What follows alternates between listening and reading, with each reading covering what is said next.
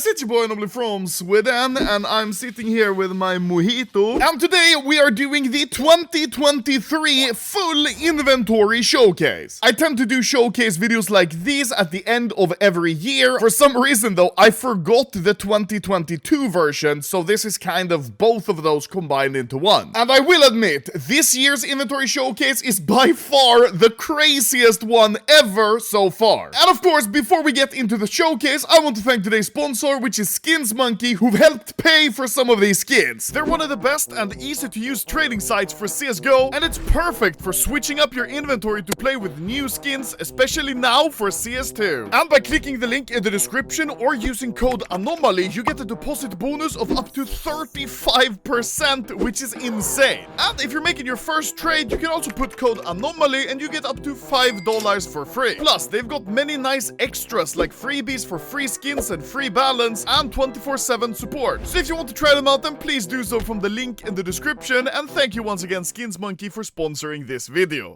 Now, the showcase starts from the bottom of my inventory, sorting by quality, going to the top. Now, to start things off, the first item I want to show you before any other is, of course, the AK that's been in every single showcase ever, the Infant Annihilator. But as you can see, it's not in my inventory, because sadly, I sold it. Hey, I'm kidding. Of course I wouldn't sell the skin that I've had since 2014. I just have it on another account. And this is the first skin of the video, but since this one doesn't really count because it's been in every single showcase video I've ever made, let's actually start from the beginning, the bottom. The first skin I want to show you is a vanilla. It's the Ruffles Regret with 4 Kato 2014 stickers. And the value of this skin, of course, is 0 because it's a vanilla. You can't trade it. This is by far the stupidest skin that I have in my whole inventory. Moving on, I have a lot of storage units. Many of these are filled with just trash, as you can see, but some of these also have some very interesting skins in them, but we'll go through them a little later. I also have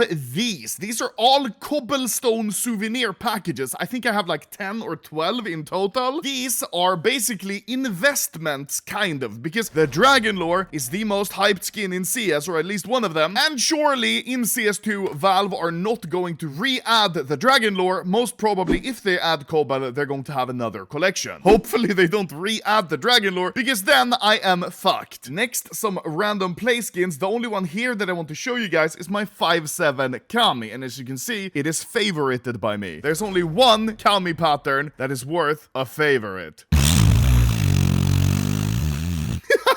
This is, of course, the 90957 Pussy pattern, which is very stupid. There is one listed right now for $450. Non-stat track minimal wear, just like this one, which is absolutely insane. Then we, of course, have my main CT agent, which is a Blueberries Buckshot with these 3 very nice patches that just help to make him even bluer in-game. Then we have 2 very interesting and very good 5/7 case hardens. This is a 278, which is the best possible blue gem pattern on a 5/7, but there's actually 2 patterns that are the best one, 278 and 690. And of course, I have both of them. This is my minimal wear 690. Very, very nice blue gem. One of my favorite M4 skins is actually this one, the Modern Hunter with 4 NIP Kato 15 holos. For this one, I paid almost 50% sticker price, which is way too much than I should.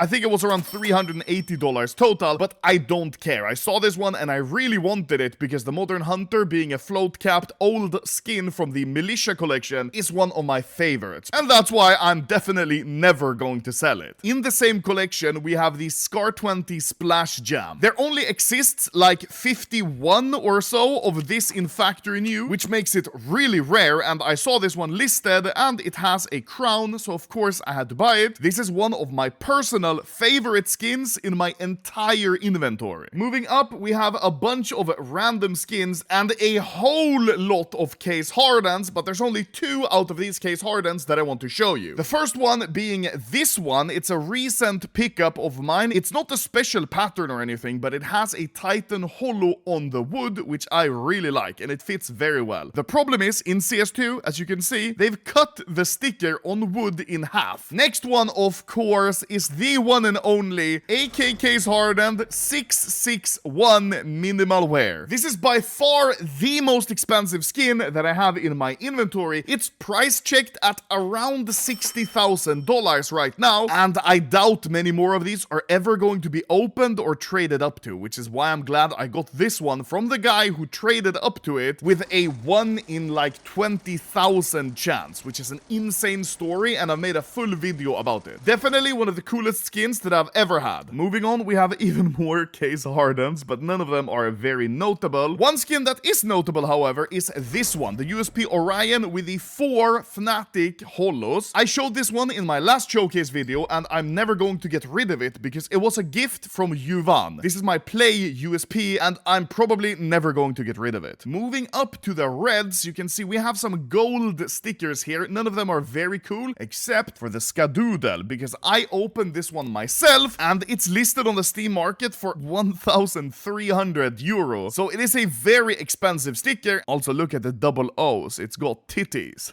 Moving on, we are starting to get towards the knives, but before then, I'd like to show this one. Souvenir Op Desert Hydra, right? Which is very cool. This one is battle scarred and has the black scope. On the body, we have 2 Kato 2015 holos, and on the scope, the DreamHack 2014 holo. Both of these stickers look really good, but I think the scope one looks really good. Same goes for this one, the Souvenir Arabesque, which also has the collection sticker intact, and on the body has 3 Kato 15 Fnatic holos, which looks really cool and is a very unique skin. I've also got this very nice StatTrak Battle Scarred Fire Serpent with 4 crown foils. Then I've got this fuel injector, which I've had for a very long time, and I'm never going to sell because I bought it to use as a play skin. So moving on to the knives, because I have started buying and selling a lot of knives and gloves, there are a lot, almost too much to take in, so I'll only show you guys the coolest knives and gloves that I have. Now, for my Ruby collection, I have Shadow Daggers Ruby 0.00, a StatTrak Huntsman Knife Ruby, 2 different Stiletto Rubies, one of them having 0.00 float, which is very good, a Flip Knife Ruby, which also has 0.00 float. As you can see, I've started stocking up on some pretty good floats, an M9 Bayonet Ruby Minimal Wear, which actually has the 3rd worst float in the game, a very clean Butterfly Ruby, and another Butterfly Ruby, this one being StatTrak and 0.00 float. Moving on to the Sapphires, I have a Flip Knife Sapphire, a Stiletto Sapphire, which now sadly kind of looks like a Phase 4. I hope they change it or do something to it. A Karambit Sapphire. Can you guess which one is the Sapphire? I'm telling you guys, it's pretty hard. It is this one. This is the Karambit Sapphire with a float of 0.007. Honestly, it looks really good, but it's not distinguishable enough from a Phase 4, I think. And finally, I have an M9 Sapphire with a pretty good float of 0.01, and this one looks really, really good in CS2, in my opinion. I also have this one. This is an M9 Sapphire with a godly float of 0.001. This is the 9th best M9 Sapphire in the world. Very cool. Oh my god, very cool to have this one. And moving on to the final type of gem, the Gamma Doppler, we'll start with these ones, the Shadow Daggers Emerald StatTrak, the next gem Falcon Emerald, which looks pretty decent but has nothing special about it. I also have a Flip Knife Emerald, which is the last of the not insane emeralds that I have, because now we're gonna step it up. Butterfly Knife Emerald. This is a very, very, very expensive emerald knife. Last time I checked, these were worth around $13,000, but a few months ago, these were all the way up to almost 20,000, which is insane. Moving on from that, we have an M9 Emerald as well. This one has a very good float of 0.008. However, in my last showcase video that I made in 2021, I had an M9 Emerald with a float of 0.003, which is better than this one. And of course, I'm not going to be beaten by my old self, so I have yet another M9 Emerald. This one is the 8th best float in the world with 0.001. Haha!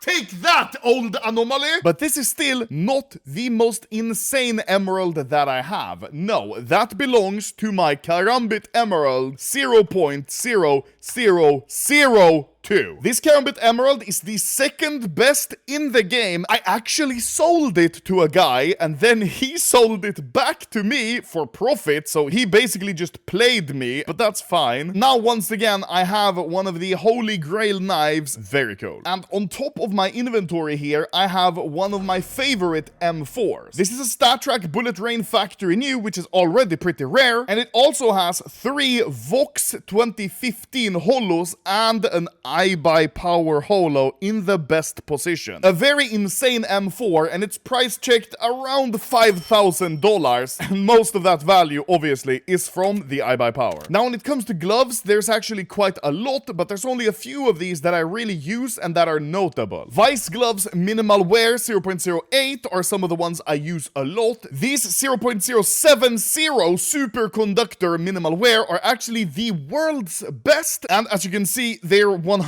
scratchless. I also use these Hedge Maces 0.07 quite a lot. I actually have 2 pairs of these. And the final skin I want to show you guys before quickly going over the storage units is this one. This is an Ursus case hardened minimal wear, and as you can see, it doesn't look too insane, but that's until I flip it around. Oh my god! Yes, ladies and gentlemen, this is the Ursus case hardened #1 possible pattern, and as you can see by the name tag, this is actually the best Ursus blue gem with the best pattern in the best float. This one should be around $15,000, but it could be all the way up to $20,000. Moving on to my storage units, as you can see, I have quite a lot, but there's only one that I really want to show you, and it's this one called Crafts. In here, you find stuff like this Fire Serpent with 3 Katos, one of them being an LDLC holo. I quite like this one with the Vox on the wood, but as you can see, same as the Titan before, it's cut in half, which is very annoying. This M4 Urban Didipat Factory New, I actually got for a really cheap price, because it's hard to see, but these 2 middle ones are actually scratched once. Ooh, this one I like a lot, the Cloud9 Vulcan. Not a rare craft by any means, there's a lot of these, but I just really like the way the colors go with each other. Then I have this P250 Splash with 2 NIP holo. This is actually not my P250. This is One Pixels. I got it because we transferred balance like a year ago now, and I've tried to send it back to him,